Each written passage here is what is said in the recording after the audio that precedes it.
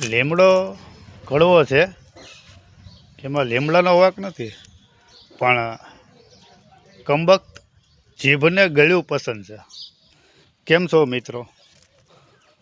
હાલ અત્યારે તો હું ચાલુ કામ ઉપર છું, અહીં અંદર સ્ટાઇલ લાગે છે ને 5-10 મિનિટ ફ્રી હતો. કેમ નહીં, મેં કીધું થોડોક લીમડાના બારામાં થોડીક તમને જાણકારી આપું કે લીમડો આવ્યો એવી વસ્તુ છે કે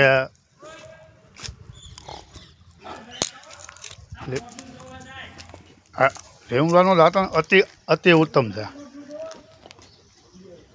હવે એમાં એવું છે કે જે કૃમિ નીકળે આપણને, કૃમિ વ્હાઈટ જીવાત, જે આપણે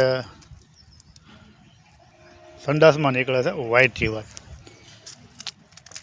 તો જેને વ્હાઈટ જીવાતનું જેને ઓલું હોય તકલીફ, એની વાત છે.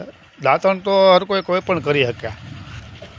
વ્હાઈટ જીવાત દાંતણ કરીએ ને આપણે, એટલે એનો આ જે રસ જાય ને અંદર પેટમાં, એટલે જીવાત એકદમ મરી જાય, કૃમિ મરી જાય.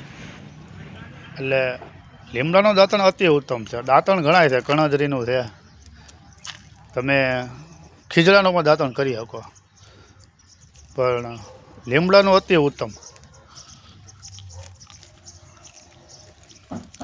અને હા, પછી જે લીમડાની અંતર છાલ છે એ પણ પી શકીએ આપણે. કાળી જીરી છે, પણ એ હું એમ કહું ને કે 8 દીમાં કે 15 દીએ એવું 1-2 વખત. પછી વધારે પડતી કડવાશ પુરુષને નુકસાનકારક પણ છે. જેટલો ફાયદો છે ને એટલું નુકસાન પણ છે, કે વધારે પડતી પુરુષને કડવાશ ન પીવાય. હું એમ કહું ને, વધારે પડતી પીવું નુકસાન છે.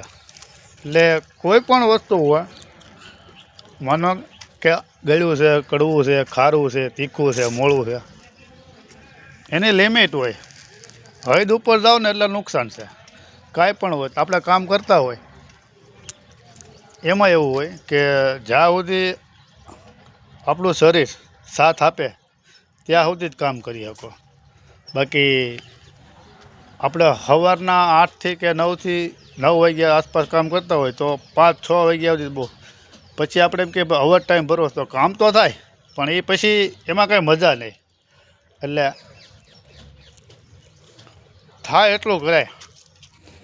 ખોટી ચિંતાનો ઉપાધિ કરીએ ને, આ માથાના વાળ વધુ યાદ જાય. ખુદા હાફિઝ મિત્રો. આજનો વિડીયો એટલો જ.